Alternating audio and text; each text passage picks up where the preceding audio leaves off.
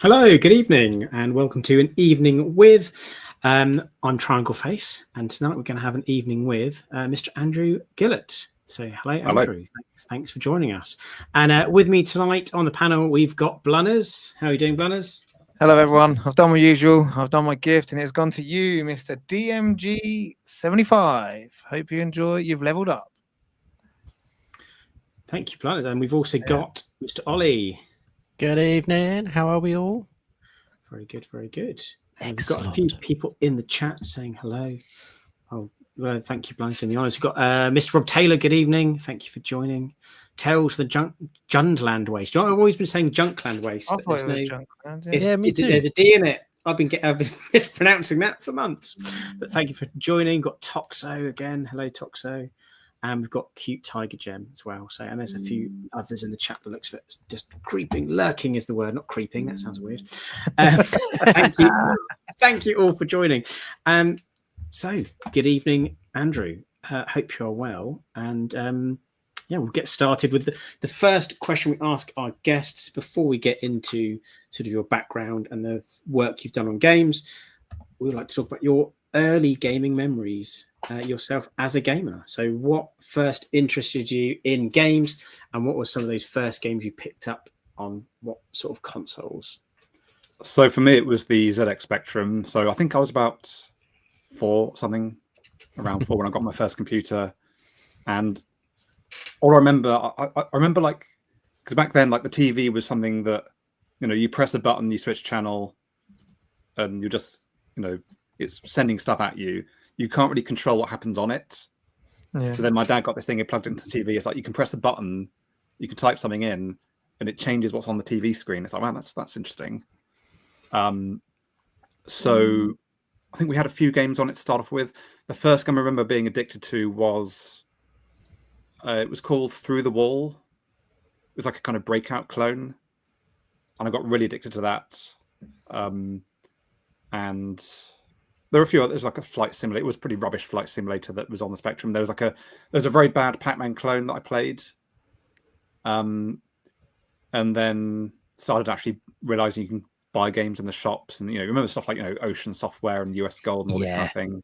Yeah. Ultimate Play the Game, Jetpack. That was one of the first games I had. And The Hobbit, the text adventure of The Hobbit, which I actually played before I got the book. So it was a kind of strange introduction to that world. But so that's kind of where I started out. And then it was the Atari ST after that. So like I wasn't really into consoles. Like I didn't even really know that consoles were a thing.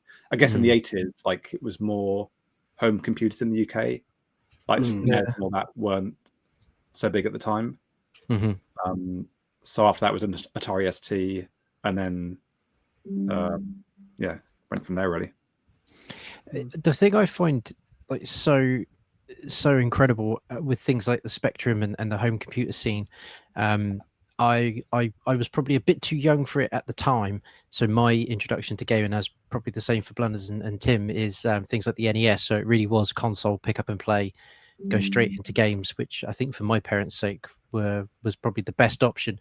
But the thing I find just absolutely fascinating with things like the Spectrum was being able to actually make your own games with those systems, with those computers. Sorry, and I just start thinking to myself now how different my video gaming journey might have been. Where would I be now if I had actually at a younger age been able to sort of program it, regardless of how simple or terrible the game would be, but just having that control to make a game. I always found it interesting with things like Mario Paint, for example. That was like the closest thing I think we got to being able to make a game in the early console days. But yeah, the amount of game developers which seem to always start with a home computer in it, I'm starting to see a pattern. A lot of us of a certain age kind of owe our careers to Sir Clive Sinclair. Yeah. We maybe wouldn't be doing this if he hadn't been around. But I mean, because the Spectrum came with a manual. Well, it came with two manuals, one about the Spectrum and one about how to program. So it came with a really high quality book explaining all the basic commands and how to use them and so on, and some example code. I mean, one of my earliest memories is I had a friend called Adam when I was about 4 or 5, and I said to Mum, "How do you spell Adam?" Because I wanted to type it in the computer, and you had to do like a special thing on the Spectrum. You couldn't just type in like a word, because if you pressed a key, that would be like a kind of command. And you had to delete the command and actually type in an actual word. But I didn't know how to spell Adam. That was the hard part. But yeah, I used to just kind of mess around making simple programs. The Spectrum was very good at making programs, or kind of doing programs that made farting noises. Mm-hmm. You just like make a beep sound that gradually increases for like a short, period each time. And I just experiment, with different frequencies and different, durations and so on. And the first game I ever made was called Pooh, which is about a baby trying to get potty. I spelled it wrong because I didn't know the difference between P-O-O and P-O-O-H, like the bear. So I thought I put it Pooh with an H on the end, but it's actually about a baby going to the potty. And the game would crash if you went off the screen. Like, it wasn't, actually really a game. There's no actual challenge to it other than making sure you don't go off the screen so it doesn't crash. But I guess you have to start somewhere. Always. But yeah, I wasn't really doing much in the way of games. Well, I guess the main type of games I was doing back then was text adventures, where you type in, go north or whatever.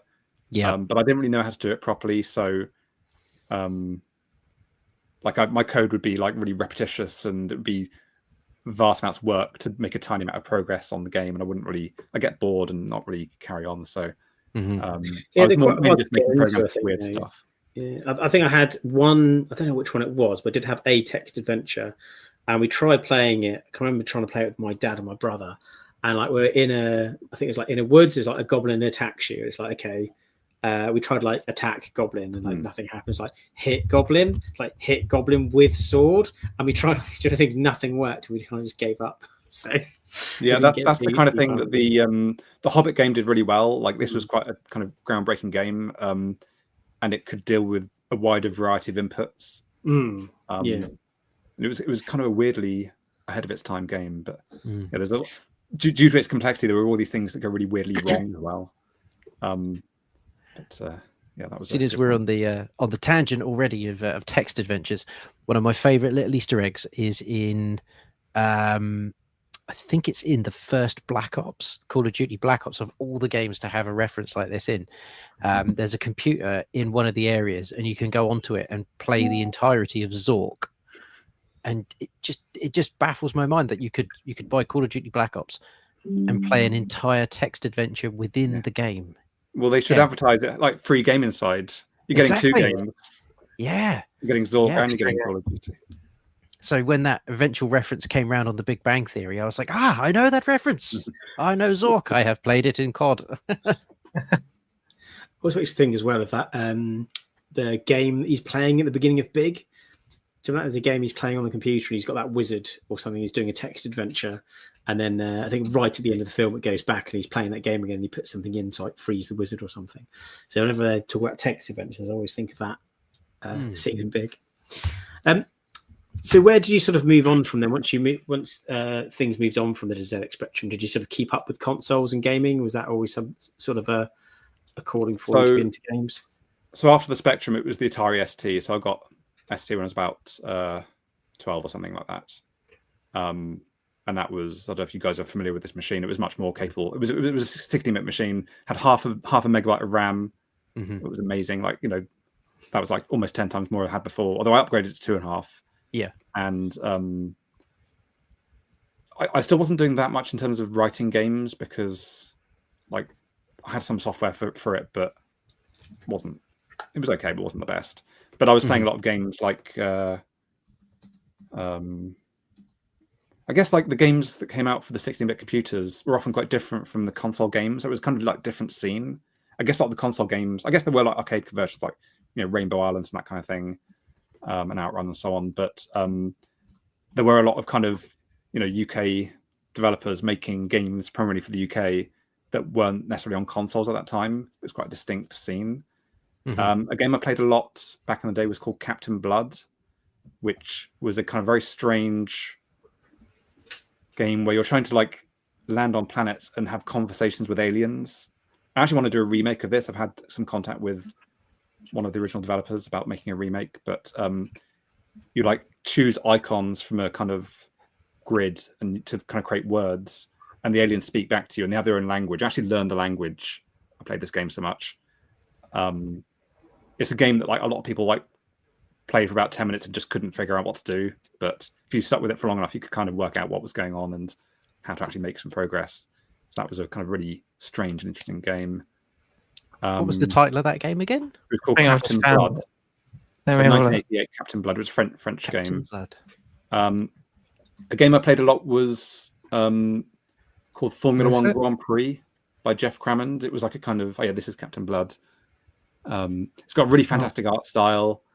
Actually, the Atari ST version is the kind of best version because it's got the proper alien voices, whereas the other ones don't really have the same sound effects.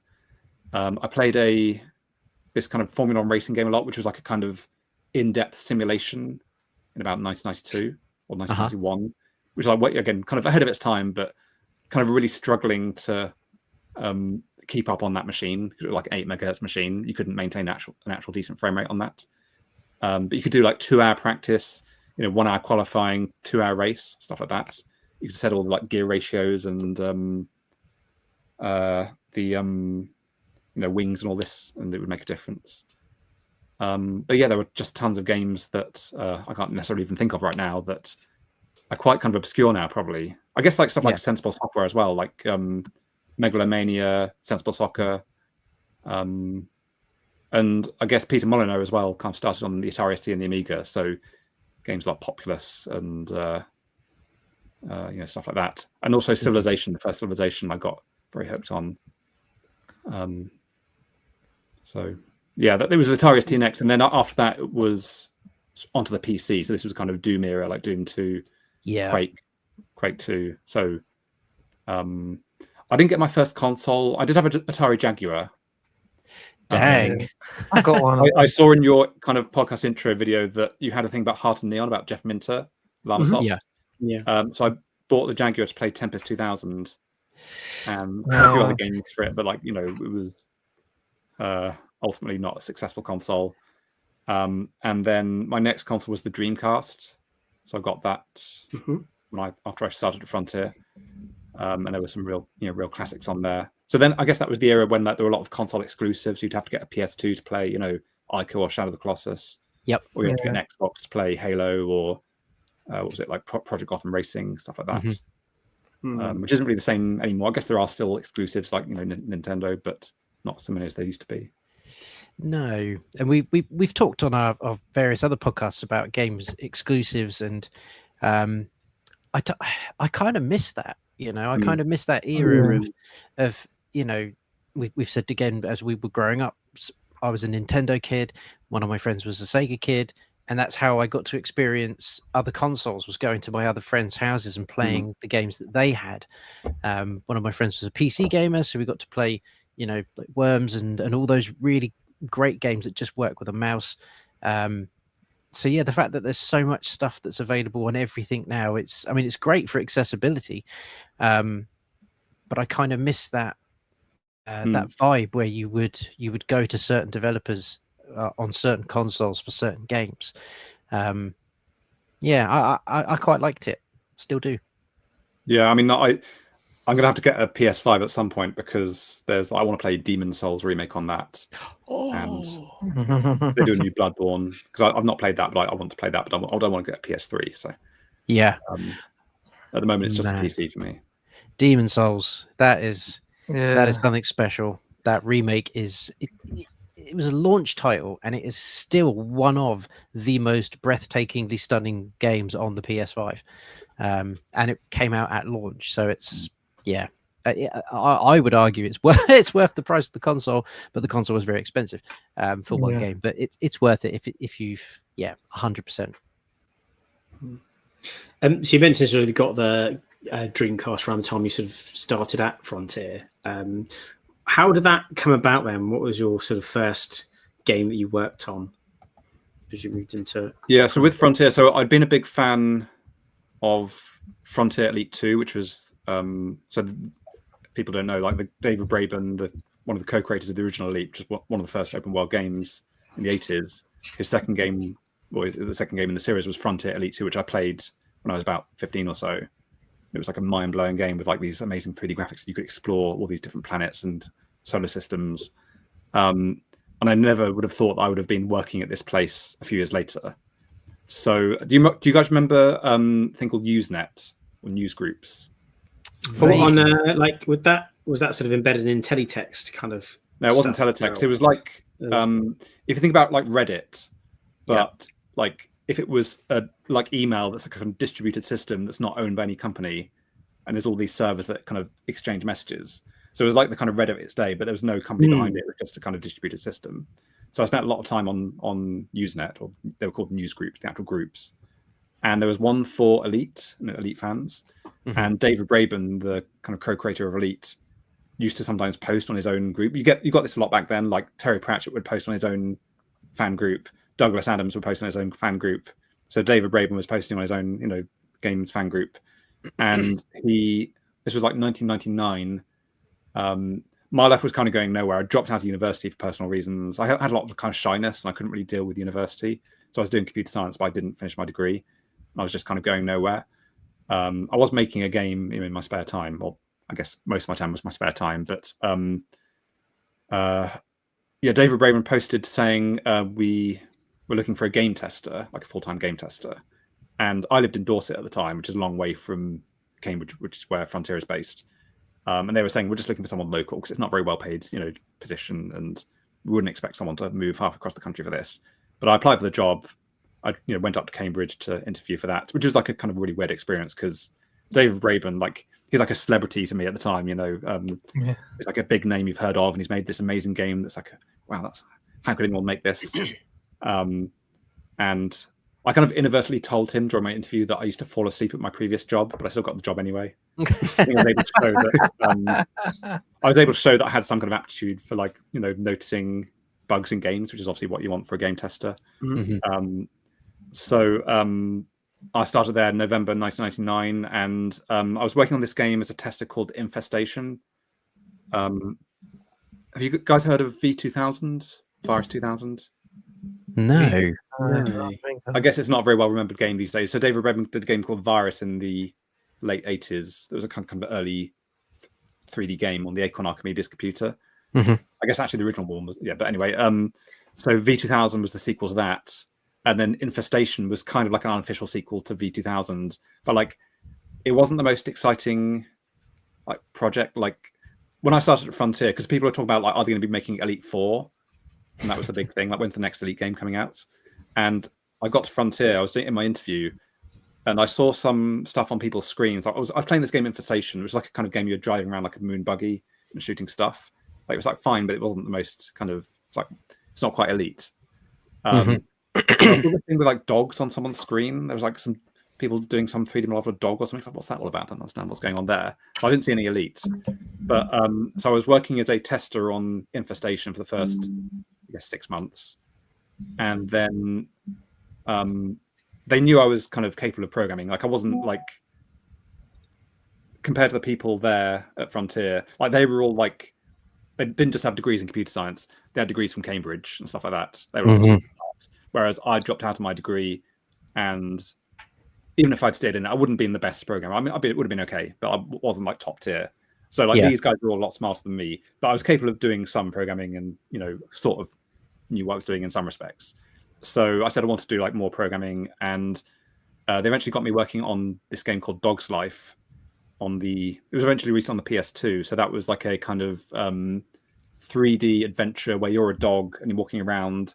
And you have this kind of clear vision that you're not going to be a wisecracking dog. You're going to be like a realistic dog, and you can't talk, and it's not going to be like goofy or whatever. It's an actual dog, and we want to have that whole authentic dog experience. Okay. Some of that went out the window eventually. Like the dog did end up wisecracking in the end. The human can hear it's just like thoughts in the dog's head. But I was working on that game for about 3 years. It was a bit of a kind of. It seemed like the project might be a disaster for most of the time, but it did eventually get finished and released, and it was released on the PS2. And I think it actually did okay. Like it wasn't a huge hit, but it was maybe like a cult hit in some respects. Yeah. It sounds like it might be a bit before like, its time, because things like Goat Simulator or Untold Goose Game, things like that are quite popular now. I think people really Stray. like that it's like an actual dog. It's not just like a cartoon dog. It's like looks like a real dog, and that did cause a lot of problems with like movement. Like it's really hard to control that character and have them jump around and so on. Like the jumping is really bad in that game. As a game, it's not the best game. Like it's kind of awkward and the puzzles aren't always that good, but it's more of like an experience, and it's got like a story, and the story goes unusually dark. Like it turns out at the end of the game that the dogs are being kidnapped to be turned into cat food, and you go into this kind of terrifying factory where they've got these giant saw blades. And I was like, when they showed me this kind of level, it's like, is that what we're doing? Like, are we sure about this? And at the end, the evil woman gets turned into cat food or something. It's like amazing. We had to actually censor the end. We had to censor different parts of this game in different countries. Like in Japan, the ending was censored for being too violent, and in America, we had to censor like a bit where the old grandpa is talking about dreaming about cheerleaders. So like we had to censor all these different things. And we got a letter from a dad who's like, kids were crying because they couldn't save the dog and it kept dying. Instructions on how to finish the last level. So it's a very weird game, but it's still quite fondly remembered, and it was definitely interesting to work on. Man, I feel like there's a whole podcast in that game. I think. There's a lot to that game. Yeah, there's a lot going on there. That sounds incredible. Rest in peace, spot. Yeah, and it had some funny bugs. Like again, when I was working on it, a lot of the time it just wasn't really working properly, and it looked like this is never going to get a publishing deal. It's never going to be finished. It's just going to be abandoned. And like you'd be walking along, and the dog would like fall off a cliff and then bounce into the air, and then it would fall through the ground. There was a bridge on the first level. We call it the Bridge of Death, because whenever you walked over it, the frame rate would plummet, and then you'd fall through the ground. So like it's quite a miracle that it got released. But yeah, now I've gone on YouTube and I see all these games that I worked on, and people say, "Oh, I love this game as a kid," and it's like with me and David Braben all over again. But now I'm David Braben. That's incredible. I just love that sort of concept of games like this. That there's a very modern game. It's not quite as innocent, I think, as the start of yours, but it definitely goes down a dark rabbit hole. Is Bug Snacks, where it's clearly geared towards children, and everything about it is quite cutesy until you get to the end, and then it's a very dark undertone, which all of a sudden becomes almost a horror game for me. When you realize what's actually happening on the island with the characters, and it's like, man. So I feel like I need to get Dog's Life now, and by the time they get to that point, it's too late. They've got the game. They can't get back on it now. They've not realised it's going to be like that. Exactly. Oh man. Yeah. So, I need that game in my life. Yeah. So that was the first game I worked on as a programmer at Frontier, and then I worked on a whole range of games after that. Probably the biggest one was Rollercoaster Tycoon 3. So I'd been a big fan of the first Rollercoaster Tycoon, and then Frontier, because Chris Sawyer, who wrote Rollercoaster Tycoon 1 and 2, he was friends with David Braben, and they worked together on some other stuff before. So when it came to the third game, they wanted to do it. They wanted to do it in 3D, but it wasn't practical for Chris Sawyer to do the whole game in 3D, because he just wrote those games pretty much on his own mostly. So Frontier took on the third game in the series to make it the first 3D game in that series. And that was really great to work on, because I was a big fan of the first one, and I came into the project fairly late, and I was like, oh, you need to add this window or this menu or whatever, because that was in the original game, and you need that. You can't get away without that. And again, I'd like putting like little touches into the game. Like at one point, I was getting quite sick of hearing the same music on the main menu every time, because you have to load the game 20 times a day. And I made it so that, first of all, I made it so that it kind of chooses random music each day or each time you load the game. But I also made it so that if you play the game on Halloween, then it plays spooky music. And I went on the forums after the game was released. This was one of the expansion packs I added this in. It was like the third one, I think, or the second one. I went on the forums after the game was released, and someone was like, oh, it was Halloween and it played the spooky music. Surely they wouldn't made it do that. I'm like, yes, that's what I wanted. I tricked you, or I did something, someone noticed. Yeah. So I like putting in these little kind of Easter eggs, I guess.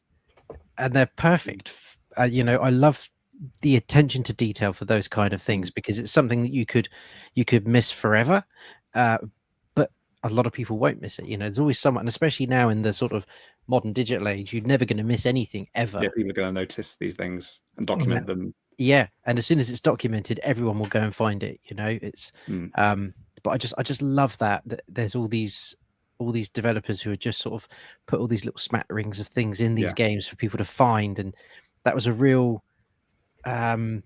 exciting period in gaming when you would find it, and then you'd try and find it again to show your friends, and it inevitably just wouldn't ever happen again, and no one would believe you, and then it would come out in a game magazine about 2 months later, and you're like, see, I told you. Yeah, there was a thing in Dog's Life.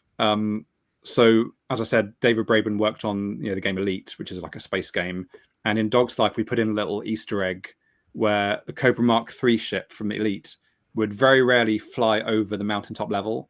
And then things, I'm not sure anyone ever saw it, because it was like, I think it maybe had like a 1/3 chance of happening every 5 minutes. You have to be looking at the exact right place. I'm not sure if that's an Easter egg that's ever been seen, but even if I want to reproduce that, I'm not sure I could, because it's really hard to actually do it. But I guess I always just liked, I know that one wasn't just me, but we talked about that. But I did always just enjoy putting in little touches like that, or other things like that. It used to be a lot more it used to be easier to put that kind of thing in, because it wasn't so kind of organized. Like people had their certain roles on the team.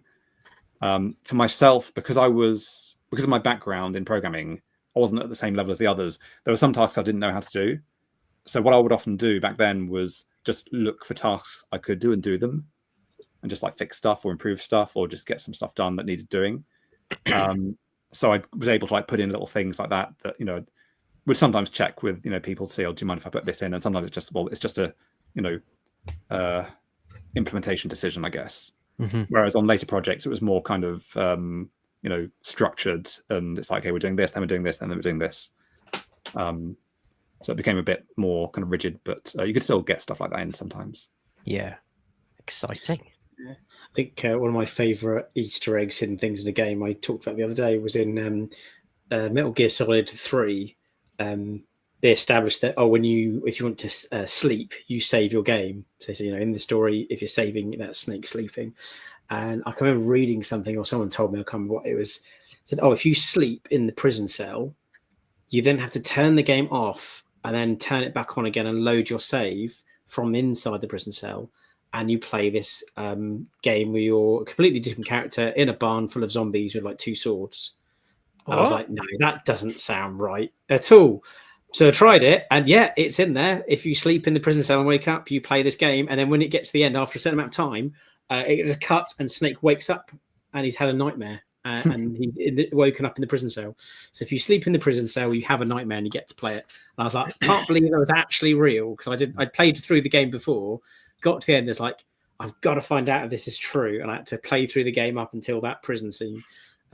You're giving me ideas here for my current game. Like, do I put in something? I need to finish the game. That's the thing. It's always finishing the game is the number one priority, but there's a temptation to put other stuff in there. Oh yeah, hell yeah. All good. What other? So you mentioned Rollercoaster Tycoon 3. I know there's a few other things you mentioned when we talked. We're talking before the show about some of the Kinect games. You had like Kinectimals. Yeah. So what was it like working? 360 Kinect, the camera. What was it like working on the camera and making games for that? So, like when it was, because these obviously things like that, like these kind of devices that are coming out, and to begin with, they're top secret. Like a few people in the company know about it, and there's some device that we've got, or maybe like a secret room that only certain people can go in. That's like locked, and you have to be one of the special people to go in that room and see what's in there. And then eventually, the whole company is told, okay, we're working on a game for this new device. We can't talk about it at the moment. They might even give like a different code name to each company, so if it leaks, they know which company leaked the name. Or key.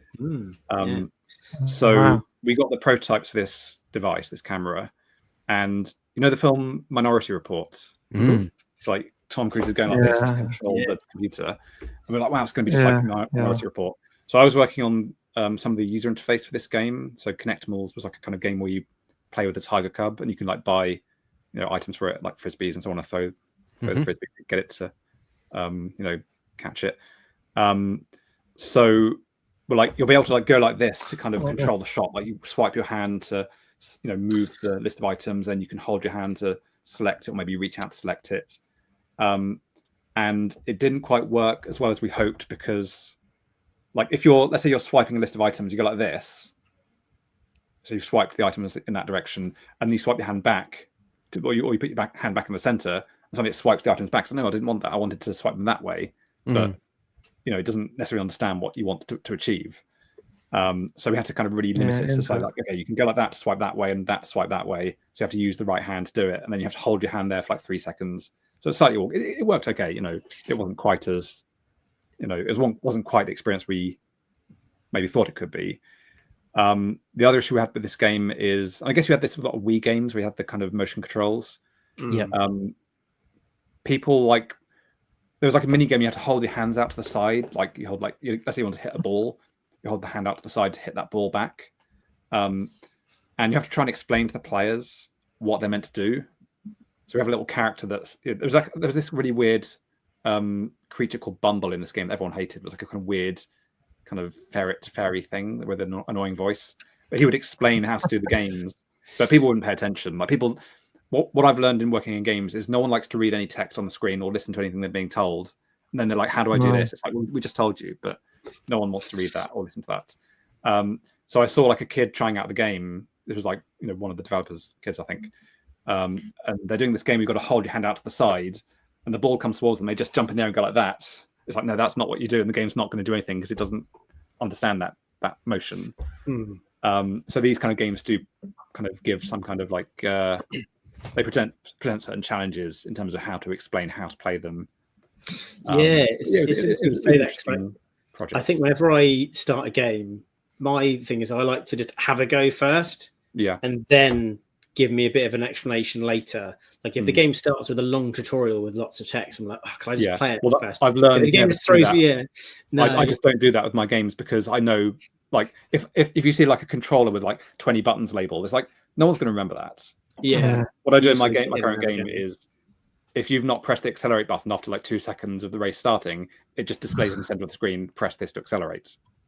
That's how you teach people. Like, you're not going to learn by being told a load of stuff like a few minutes ago, because that's pointless. I think if you kind of get a chance to have a go, and then someone in the game starts introducing you to different mechanics, and you may have already discovered it, but if you haven't, it's like, by the way, did you know you could do this? Did you know you could do that?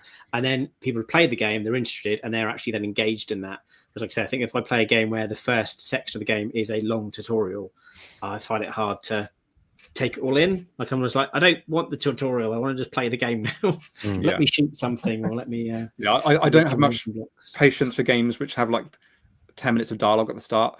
I don't care at that point. Maybe I'll care later on, but I just want to play the game. I think that's always good to like have the the first bit of the game, then explain how, because no one's really going to die in that first bit, which is normally introductory and fairly easy. You've got easy enemies, whatever, so you're going to get through that regardless, and then goes, right, this is how you actually play. I think it's quite good format to do. That being said, though, before we jump into current stuff, I did put probably more hours than I would like to admit into Kinectimals, purely because I did get a Kinect. I had a lot of fun with it. I think I had more fun with the Kinect Adventure, the one that came with. It came with it. I did that. I worked on that one as well. That's great. That was fantastic. Everything worked. Everything just worked really, really well. And I actually thought Kinectimals worked really well. Again, it was just this crazy concept that I just remember thinking, I'm just going to get any game that comes with the word Kinect on it, because this is just, it's just so cool. Just give it a go. And it was just totally different. And at that time I thought, Microsoft have absolutely nailed this one. Sony then came with the Move, and it sort of was not quite what Kinect was. Kinect was dead cooler. Even the one for the Xbox One I thought was a great upgrade. And they could have done more with it, I think, moving forward, if they'd kind of run with it a little bit. I don't know. I think I think it's quite a good novelty, but I think it's hard to make those kind of games. That you get tired of them after a while, and it's like I want to play something, with a controller. I think.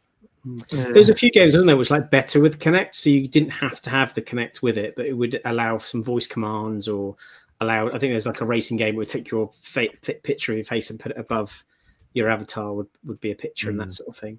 So, it's funny actually. I wanted to play Connected Adventures the other day because I was like, oh, maybe my kids would like this because they've sort of started to try and play some games. Like they could probably do that, like they're jumping from side to side and moving stuff. And I got my Xbox 360 out the loft, and the disc drive wouldn't open. It would just make a whirling noise. I was like, oh, I can't. It turns on, but I can't get a disc in there. So I was like, that's a shame. I was really looking forward. Yeah, I was looking forward to playing some Connected Adventures the other day, but it didn't happen. So I wanted to talk a bit about before we move on to Reality Drift. Talk a bit about Elite Dangerous as well. So.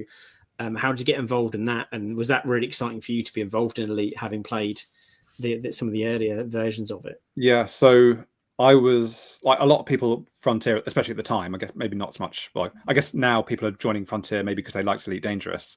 But back in those days, people were joining Frontier partly because they were fans of Elite or Frontier, in the 80s or 90s, and wanting to work on those games. But there were quite a few failed attempts at doing it. So in the year 2000, there's actually an Edge magazine where they have some screenshots of like an early Elite game, like an early version of this Elite 4 that never got very far and was never finished, never got really anywhere. There were quite a few failed attempts at doing Elite because it was such a big kind of. The ambition for the next Elite game was going to be you can go anywhere, you can get out of your ship and walk around on the planet as a person. You can fly around the entire galaxy. We just weren't set up to do that. Like it was too difficult. At one point, there was a game called The Outsider. Have you heard of The Outsider at Frontier? That was intended to be like a kind of ramp towards Elite, where it was going to be like, okay, let's do a kind of GTA style game where you're in a city and you're a person trying to like prove your innocence after the president died or something. So it's going to be like a kind of thriller game, and it's going to be a GTA style game where you're driving around a city. It was in development for 5 years and was eventually cancelled because it was not going very well. I mean, it was getting towards maybe getting a publishing deal, but it was a bit of a nightmare project for some people, and it was still quite rough around the edges. So that didn't work out. So when Frontier came to the idea of Elite Dangerous, again, this was all kind of driven by David Braben, the founder of Frontier, and he's like, okay, let's not try to do this whole thing about walking around as a person to begin with. Let's just go back to ships, keep it relatively simple. And he had this. The actual reason it's called Elite Dangerous is because in the original Elite had these rankings for pilots, like harmless, or harmless, mostly harmless, and so competent and so on. It went up to like dangerous, deadly, and elite. So the original idea was there's going to be an Elite Deadly and then elite or something. I don't know, maybe. But the idea was to do a Kickstarter for it and crowdfund it. And that was in the fairly early days of Kickstarter, so it was quite successful. It was around the same time as Star Citizen were doing their Kickstarter too. And it got over the line, and we started work on that and planning and so on. But at that point, I was in quite a bad position because so I worked on all these games at Frontier for many years, and you've probably heard of crunch in the industry, where people like overwork. Yeah. Games done. And my health was basically destroyed by crunch. So in 2007, I developed severe pains and symptoms in my hands and arms. And from that point onwards, I couldn't work like I could before. I could only do a fraction of what I did before. So I carried on. I did spend some time off work. I went back, but it was still a massive struggle. Like every day was a huge struggle. So by 2013, when Elite Dangerous started, I was still massively struggling and not able to do that much. And they were quite accommodating. They tried to find stuff that I could do. I was using like voice kind of software. Although I did get like voice train as well sometimes. So I worked on Elite Dangerous in the kind of planning stages for 6 months. And then I just had to leave Frontier because I just couldn't do it anymore. So my health was destroyed by all that. So that was quite kind of, I wanted to work on Elite my whole career and worked at this company for 13 years. So, now I've got to go because these working conditions have made me too ill to work. So that was, not ideal. So it was, it was an interesting kind of first 6 months of the project, and what I was mostly working on was the kind of map, like getting real star data and trying to kind of work out like, okay, where are we going to put our factions in the game? Because obviously, like in the previous game, they're based on certain real world locations in terms of star systems, but where are those in terms of the actual real star locations? Like where's the Federation going to be? Where's the Empire going to be? I don't even actually, if all that stuff got into the actual game or if they changed it. I haven't actually played the game yet. I've seen people playing it, but I've not played it myself. I will play it at some point. And I was working with a guy called Michael Brooks, who was the he was classed as executive producer on the game, which normally means it's someone from the publisher who doesn't do anything. But he was actually running the whole project. He was in charge of the whole thing. Obviously, David Raymond was there at the top, but he was running the day-to-day stuff. Michael sadly died about 2 years ago, so I just wanted to pay tribute to him. But he was one of the kind of key people in Elite Dangerous. So I went off work, and it's like, okay, I need to recover from this thing that I've got, and I don't know how long it's going to take. I was never actually able to go back to Frontier, so I'd hoped to be able to improve enough to be able to go back to my old job, but I couldn't do that. It just didn't recover to a sufficient level. And what I started doing was tutoring in computer science and programming. And that was a thing where I could just sit at the desk and talk to people and not have to spend hours going like that on the keyboard. I could have to do a bit of that, but I didn't have to be doing that all day. So that worked out quite well for me. And I did start doing some games again. So I was doing a kind of Android game about drawing countries called Draw That Country. I never finished that, but that's kind of what started me, got me kind of starting to get back into making games. And I did quite a few things along those lines, but eventually I started working on Reality Drift. So perhaps that's the right time to talk about this. Yeah. You're not the first person we've spoken to that's worked at a big studio that's had that. You call it? I don't think I've heard it as called the crunch before, but certainly heard it described before by other people that we've spoken to. And it's a real shame that people go through that, especially in an industry that people are so passionate about, because people love. Well, that's kind of what it's part of what means. Like, no one wants to stay late at their job at the bank unless they're forced to. But like, I wanted to, if I'm working on a project, I want it to be good, and I want it to be a good game, and I want it to be released loads of bugs. Obviously, that could have implications for the company and your job. Like, if the game's a crash, a massive failure, it might put the company out of business. But also, I want to make a good product, and I want people to, I've got the attention to detail. I want to get that right. So it wasn't too bad to start off with the crunch, like on a project like Dog's Life. It wasn't too bad, but then as time went on, it got worse and worse. And the worst one was a game called Thrillville, which was like bringing Rollercoaster games to consoles and also having a load of mini games. That came out in 2006, and I worked for 3 months without a single day off, including weekends, and was often working 10, 11, or past midnight a lot of the time. Wow. But some people had it even worse than that. Like, people worked on The Outsider and crunched for years, and then the game was never released and they lost their jobs, and they can't even put it on their portfolio because it's private. But some game companies it was even worse, and there was no overtime back then either. I think there is now, but you might get a bonus in like 2 years' time if you do a lot of extra work, depending on if the company made a profit. So wasn't great. So let's move on into Reality Drift. And how that came about and how that is currently going as well. Yeah, so I did one solo Steam game that was released in 2021 called Partition Sector. This was like a remake of an old Bomberman game that I did when I was like 19. And it's like, if I put this on Steam, this was my first solo Steam game. Let's see what happens if I put this on Steam. It's a good game, but it had like art by me, which is not a good idea. So it didn't do very well, which probably wasn't a huge surprise if you look at like the art and so on. And I did some projects with Raspberry Pi. So I worked on a pair of books called Code the Classics Volume 1 and 2. So I made a load of games in Python, and the books were about explaining how to make these games. They were like trying to recreate classic arcade games.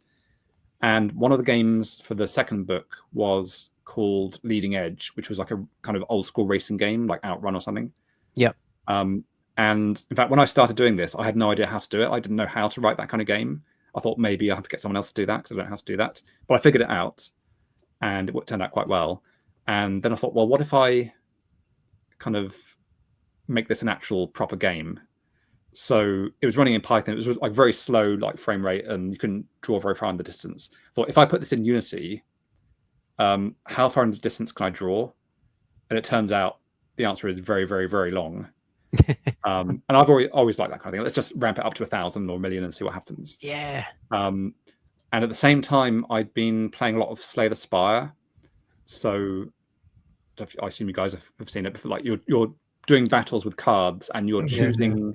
At the end of each fight, you get to choose between 3 cards that you're going to add to your deck, and it's those choices that like really make the difference. Like it doesn't matter if you play the fights well. If you choose bad cards or the wrong cards for your deck, then you're not going to do very well. Or if you choose the wrong path through the levels, you're not going to do well. So I thought of the idea of kind of bringing these 2 things together. I was actually watching a Slay the Spire streamer, and he had some artwork on his kind of channel intro or stream intro of, it was like a kind of camper van, like VW camper van, going off the end of a roller coaster. It was really great artwork.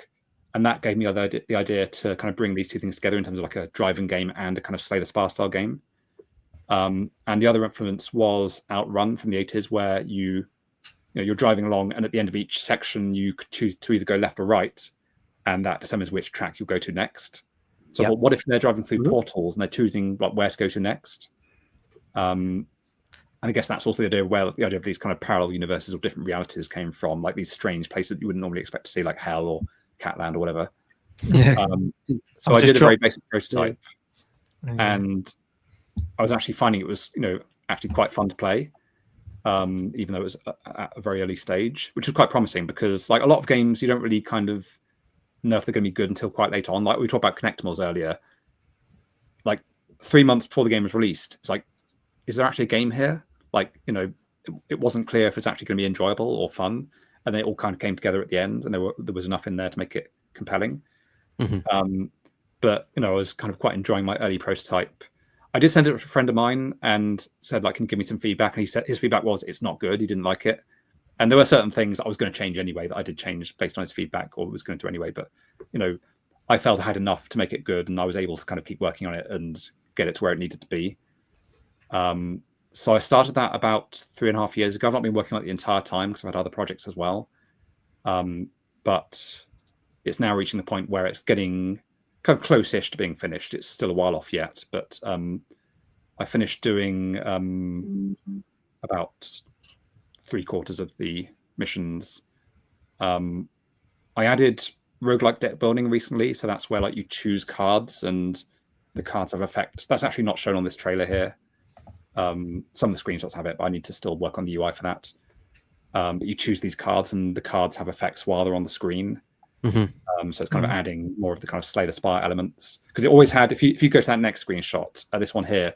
So this was the original kind of roguelike. This is still the core of the game. Like you're choosing a track to go to, but also a power up that kind of will, have an impact on how you drive.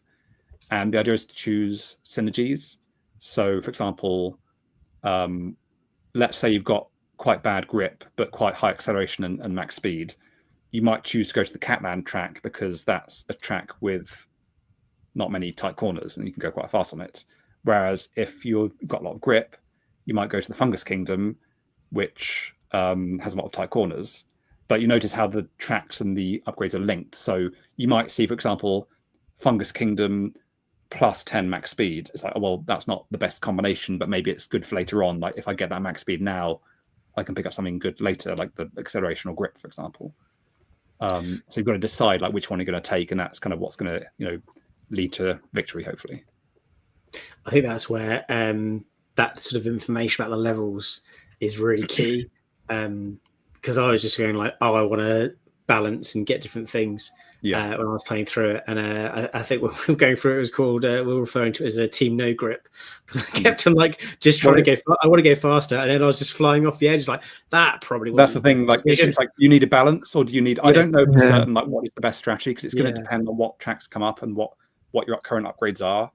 I can't say for certain there's like one right strategy. I can say there are certain strategies that probably do quite well most of the time. But like, for example, you could say, I'm just only going to pick up grip and max speed occasionally. so you never have to slow down for the corners. But then if you accidentally crash, then suddenly it's going to take you like 5 minutes to get back up to speed because you've got such low acceleration. But part of it is like learning the tracks. Like when you first play, I mean, the first mission is deliberately hard. I think I've made it slightly easier since you played recently. Okay. Slightly lower the first few missions. Because people tend to do quite badly on their first go, but that's partly because they don't know the track. So like, once you know that Catland is quite a fast track, you can, you don't need much grip on it, but like the space, you want to have a lot of grip or you'll fall off the side. Yeah. And you can start to see which upgrades go well with which tracks. Then, hopefully you'll do better. And then there's all these different mission variants. So I don't know if you've tried any of the other ones. There's the roguelike deck building missions. There's the shop missions where you pick up coins during the race and then you can spend them at shops during the race. So you see here, for example, I guess that's not a shop mission, but you see with the card choice. That's cool. When it's showing you these cards, the game's not 100% paused. It's like kind of 99% paused, but it does mean there is a slight penalty for taking too long to choose because you're not accelerating while you're choosing. And with these cards, again, the UI is still being worked on, but there are like synergies between them. So there's certain quite interesting combinations you can get, which lead to some quite fun results. I think it's coming together really well. The next thing I've got to do after the demo is done, so I'm working on the public demo at the moment. That's going to be out in about 3 weeks. The next thing I'm going to do is weapons. So, like in Mario Kart or Wipeout, where you're shooting like the blue shell or whatever at people. There's going to be a set of missions with weapons. So I've worked out, I think it's going to be an earthquake because it's quite easy in my game the way I've done it to deform the track. So I can have like a ripple of earthquake going down the track, hopefully. So that's the next thing to do because you can see on the ocean track, the kind of track ripples up and down like waves. We noticed that when we played it. This was one of the games I got to play at the Debug Awards at the beginning of the year, and much like Tim did when he was checking out the game, I seem to remember after I played it, it was having a conversation with you like, I just picked max speed the whole time. Like I figured I'm just gonna... I probably said that's not a good idea. Speed is good. Yeah, because it's no good if you have 1,000 max speed, but you can only ever reach about 100 because you're too slow to accelerate. You have to slow down for the corner. So going back and replaying them again, but sort of balancing it a little bit, sort of getting a lot more grip, still sticking with the max speed theory as well. That it did help sort of balancing it out a bit, and I think that is the thing that will set this game apart from other sort of arcadey inspired races that are sort of out there at the moment. There is a tactic to it, and it's not just gun and fast. I tell you so I was just to say what I find with a lot of retro racing games. I mean, they're fine, but like I can't play them for that long because like there's not much thinking necessarily. I guess there is in some cases, but like you don't really have to plan that far ahead in terms of like what you're going to choose or whatever. I actually wanted to label Reality Drift as a strategy game on Steam. I didn't do that in the end, but like I wanted to put like tag or your genre strategy. I decided not to push it that far, but like I'd quite like to be able to do that. I want to see like the Slay the Spire streamers that I like play the game and like really get into depth on like when to take certain upgrades and like strategize. Like some of these guys, they make like spreadsheets of like, if I get a random rare relic, let's make a list of all the different relics it's going to be and like which one would be good in this situation, to kind of run a formula to decide the best outcome. So I want people to kind of ideally get to that level, especially for the harder mode. There's going to be like a hard mode for the final game. And I think that it's the sort of thing where people probably will, because there's, like you say, there's a plethora of arcade styled races.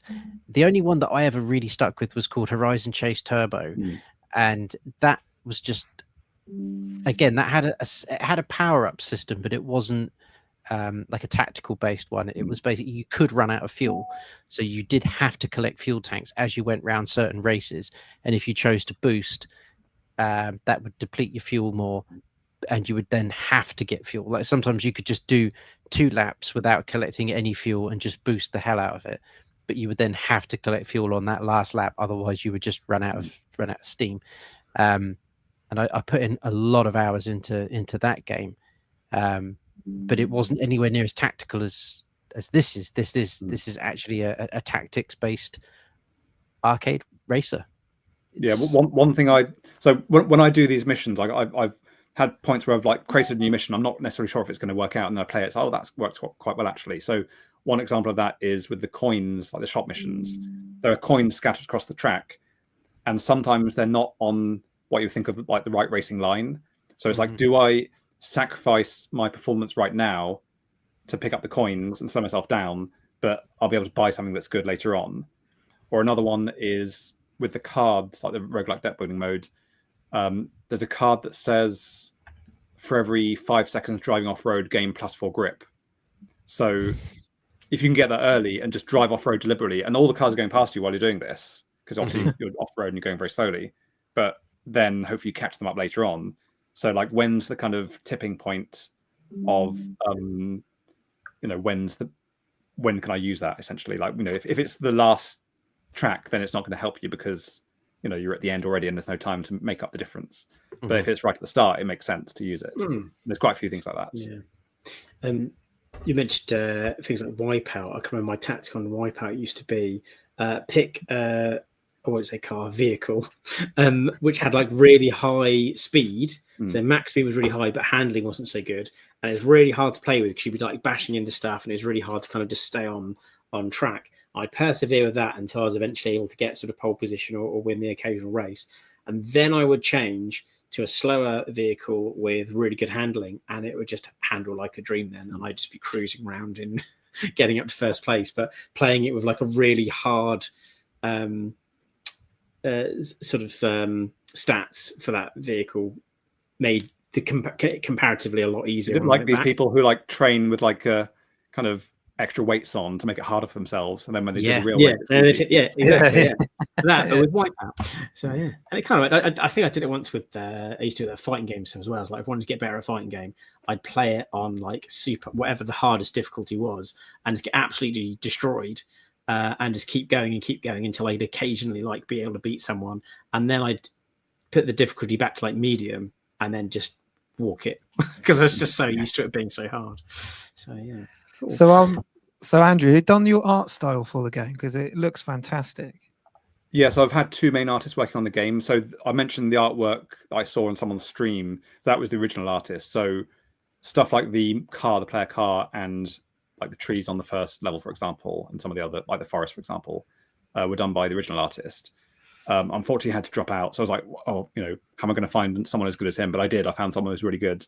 And you see these cats on my background. So the new artist, she did those. And so she's working on the game at the moment and doing some really great stuff. Also, if you can see my T-shirt, this character, that's Pisces Silver Scale, King of the Ocean. Yeah, I was going to say, yeah. So she did that. So she's currently working on more characters. There's going to be 6 characters in the final game. And I've had a lot of fun writing the dialogue from them as well. Like I'm quite good at. I'm not the best writer, but I'm quite good at writing very stupid stuff. So I think what fits quite well with this game. He's a fantastic character, isn't he? That one. Yeah, and I wanted to make something that looks different, because there's a lot of like pixel art, old school racing games. And that's fine, but like they start to look a bit similar. So I wanted to do something that looks distinctive. Plus, I learned from the last game, I guess, that bad graphics don't do well on Steam. So let's go all out on the opposite direction. Let's make really good graphics that look really distinctive. Right, we've got a bit of time left, so we'll just jump on some questions from the chat before we wrap up.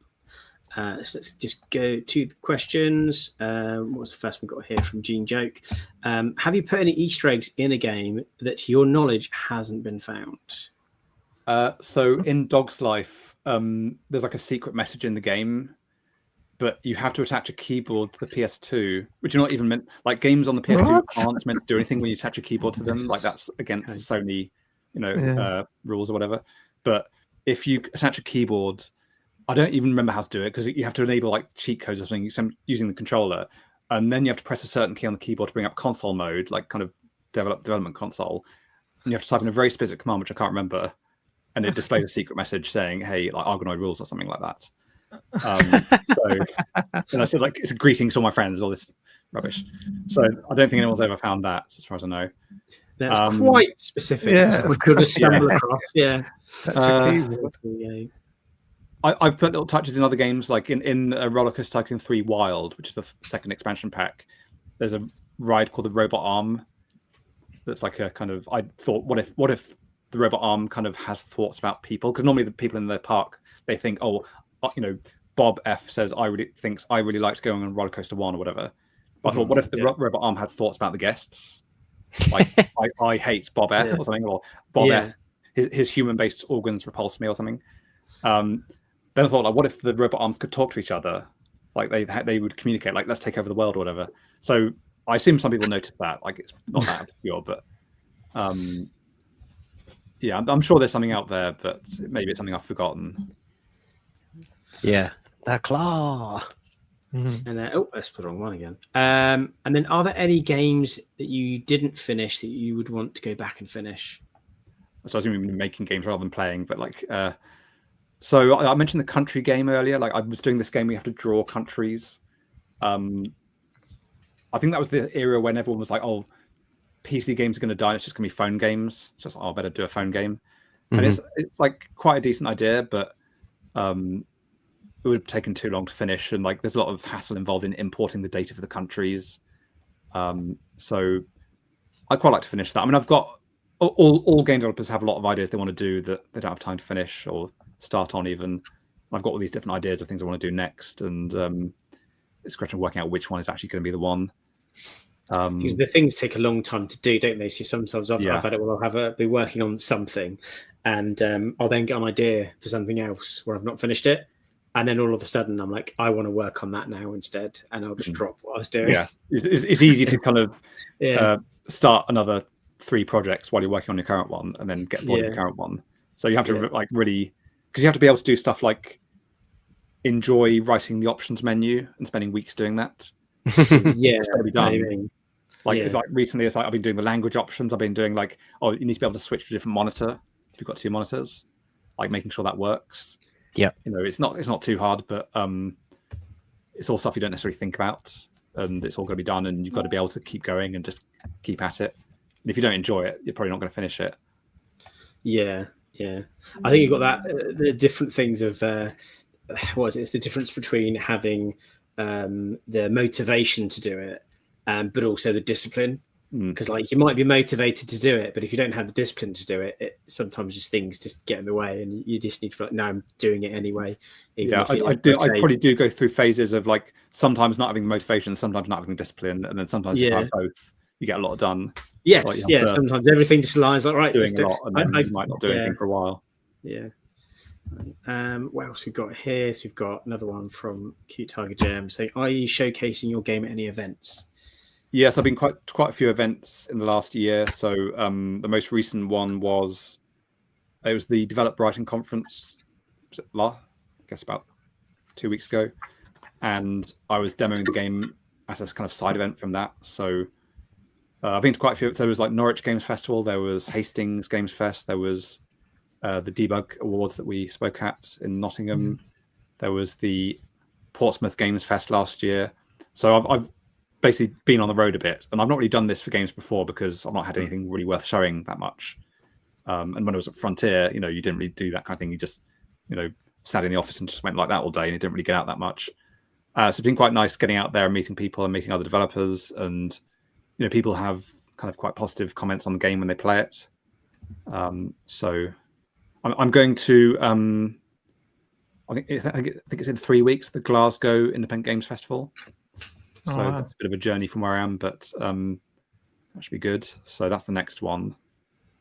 And it's also going to be in there's an online festival called Tiny Teams that the game's been accepted to. So I'm doing at the moment the public demo to be released in time for that. So that's my main focus at the moment.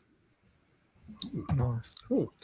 Nice. And we've got one last question here. I think there were a few other questions which I haven't brought up, but I think we've answered them throughout the show. So anyone that's put a question that we've skipped, I think it's because we've already kind of answered it. Then we've got one from Dave Newland saying, usual question. I've scored movies, jingles, and other bits, but my dream job would be to make music for a video game. How do you go about finding musicians for your projects? Many thanks, Andrew. So for the current game and my previous game, I'm using music that already existed that I heard. It's like, well, that'd be really good in my game. So for both my previous game and this one, most of the music is by a guy who is known as .mpegasus. And I met him at an event in Cambridge. He was like, Do you guys know about the Computer Museum in Cambridge?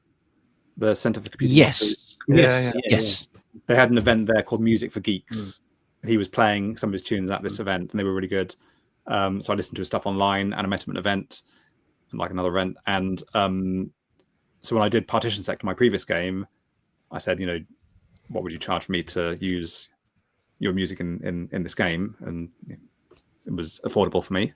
And then the same for this one. So because we'd been in contact with the previous game, I think I'm using 5 of his tracks currently in the game, so it's a bit more than the last one.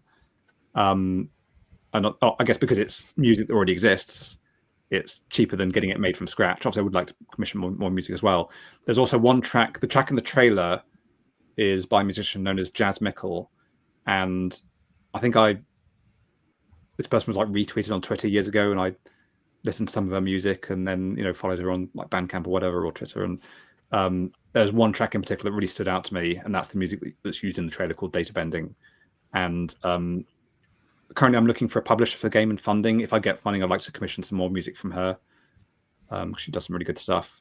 So I've also worked with a musician on I mentioned the Code the Classics books that I did with Raspberry Pi. So I guess I meet people from doing various events and jobs and so on, and hear people's stuff online. I guess it's easier to kind of commission music for someone if they're like fairly obscure, because it's not, if I say I want to get music from like Oasis or Blur, really, I'm showing my age there. Blur, not Blur anymore. That's old. Like, some well-known band. It's like that's gonna be like 100K. I don't know what it's gonna be. I don't know what the numbers are, but there's a lot of obscure music and obscure musicians. I mean, hopefully they'll become less obscure. There's a lot of good stuff out there that I kind of live in fear of not listening to good stuff or not discovering good stuff. I'll be like scouring like the kind of Bandcamp for like weird electronic music, and most of it I don't necessarily like, but you might find something amazing sometimes. So if I hear something that's good from someone who's not super well known, I want to work with them, partly to get it more known and partly because I can afford it.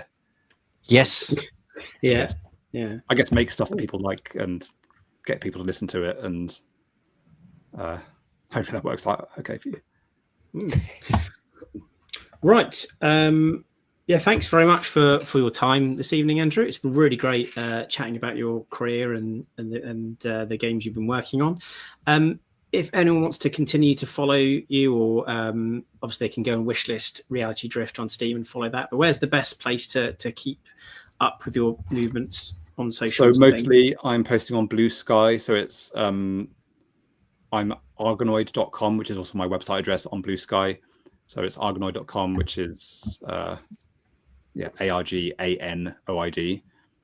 I have a mailing list as well. So if you want to get updates on Reality Drift, I'm going to post some more stuff on there soon. I don't really use Twitter or X much these days. I have a YouTube channel. Again, you can search for Argonoid or Andrew Gillett, and it's a mixture of like stuff about my game, but also just me playing some games sometimes, or often Jeff Minter games. I played a lot of Jeff Minter games on my channel. So those are probably the main places. Cool. Right. Yeah. Sorry, go on, Blanes.